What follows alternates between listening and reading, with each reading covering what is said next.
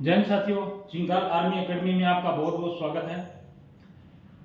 तो जो साइंस के क्वेश्चन बन रहे हैं उसके अंदर हम आज लेके आए हैं साइंस वाले रोग और रोग के कारण और लक्षण, उनसे क्या लक्षण होता है और कौन कौन से रोग के कारण आपको क्या क्या प्रभावित होता है, आपका कौन सा हिस्सा प्रभावित हो सकता है।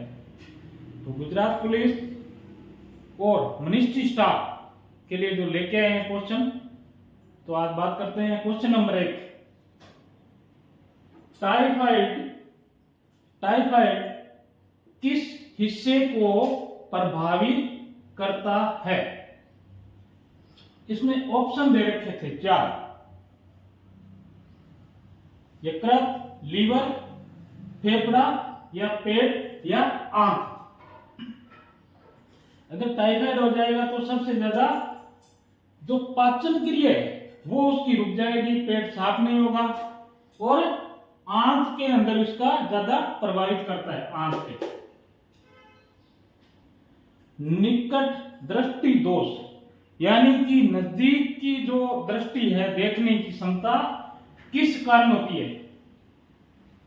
तो आंखों की पुतलियों के आकार में परिवर्तन, यानी कि जब आपकी उम्र 40 के आसपास हो जाएगी तो नजदीक की जो देखने की क्षमता है वो थोड़ी कम हो जाती है, क्योंकि आंखों का उसका जो पुतलियां हैं, उसकी आंखों की पुतलियां हैं वो थोड़ी आकार में बदली हो जाती है, तो आपको नजदीक का दोष लग जाता है, यानी निकट दृष्टि दोष हो जाता है। क्वेश्चन है, निकट दृष्टि दोष किस कारण होता है? आंखों की पुतली के आकार में परिवर्तन।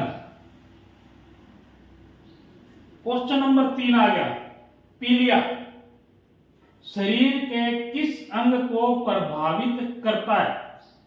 यानी पीलिया है, पीलिया का एक फॉर्मूला है कि पीलिया हो गया, जॉन्डिस उसको बोलते हैं ना, जॉन्डिस हो गया, इसको पीलिया हो गया। तो लीवर के अंदर लीवर प्लस फीवर, यानी कि आपके लीवर के अंदर जो बुखार चढ़ गया तो समझो आपको पीलिया हो गया या जॉन्डिस हो गया। उसका फार्मूला ही है लीवर प्लस फीवर। और किसी को मलेरिया होता है, माइंड मलेरिया, यानी दिमागी बुखार। क्वेश्चन नंबर 4 लेके आगे, शरीर का कौन सा अंग पोलियो से प्रभावित होता है? यानी जब पोलियो हो जाता है, अभी तो तकरीबन क्या है कि किसी को पोलियो नहीं होता है, क्योंकि पोलियो के टीके पूरे भारत में लग चुके हैं, फिर भी 5 साल तक के बच्चों को पोलियो की दवा पिलाई जाती है। तंत्रिका तंत्र, यानी कौन सा अंग प्रभावित होता है? तंत्रिका तंत्र अंग प्रभावित होता है। क्वेश्चन नंबर 5 आ गया, मलेरिया किसके कारण होता है?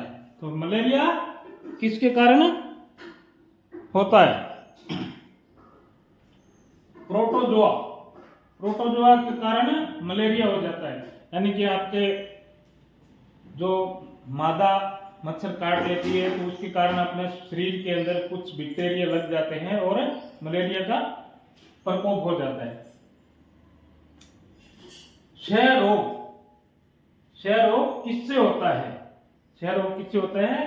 तो बैक्टीरिया से हो जाता है। हैजा किससे फैलता है? हैजा की जो बीमारी है वो किससे फैलती है? मक्खियों से। अगर बारिश हो गई है, गीलापन ज्यादा है, तो क्या ज्यादा मक्खियां भिन भिना रही है तो क्या होगा? किसी खाने में लग रही है या फिर कहीं अपना जो खाना है,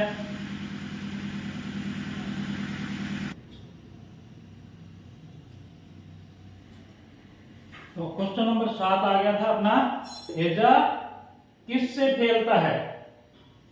तो मक्खियों से फैलता है। बारिश या फिर कोई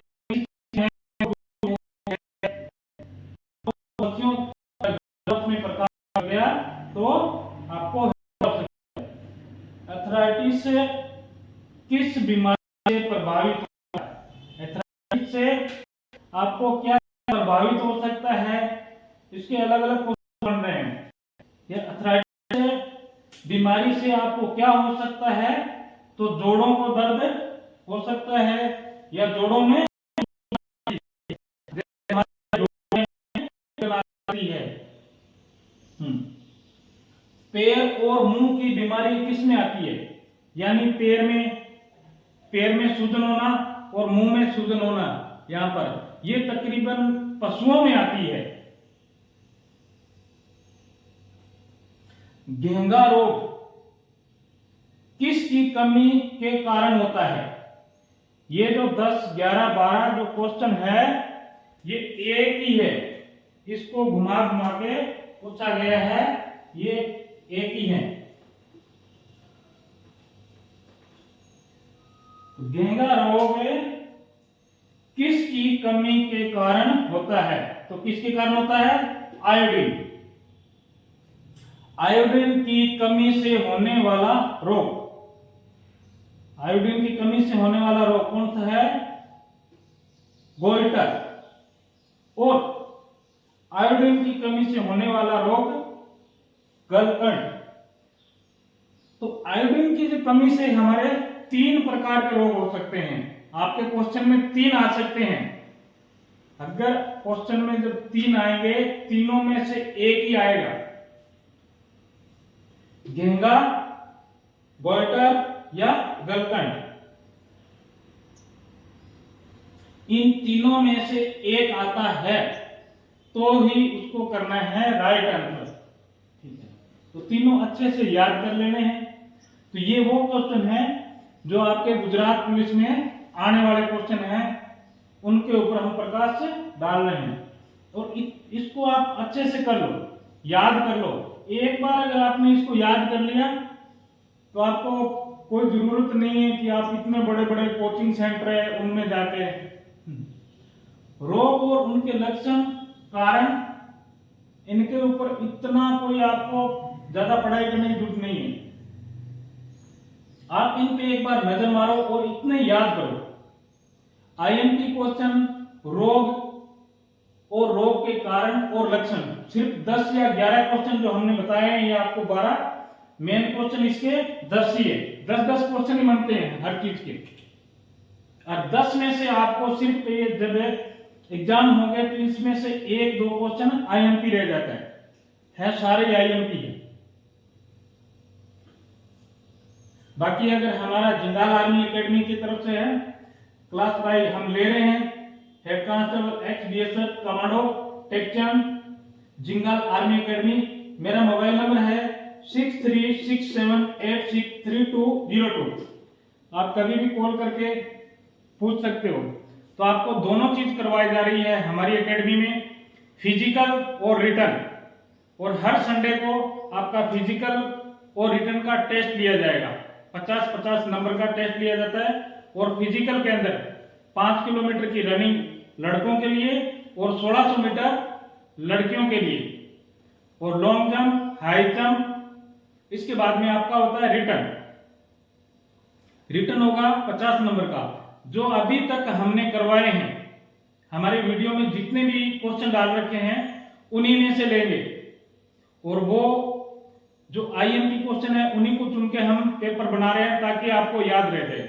50 नंबर का अगर कोर्स दे रहे हैं, हम वीकली टेस्ट ले रहे हैं, तो 50 में से आपको 40-45 नंबर आना बहुत ही जरूरी है। तब जाके आप मेरिट लिस्ट में, जब गुजरात पुलिस का जो पेपर होगा उसका एग्जाम में आप मेरिट लिस्ट में आ सकते हो। उससे पहले अगर आप फिजिकल करोगे तो ही आप रिटन एग्जाम दे सकते हो, नहीं तो रिटन एग्जाम नहीं दे सकते। तो फिजिकल का भी बहुत ज्यादा महत्व है। जय हिंद, वंदे मातरम, जय हिंद।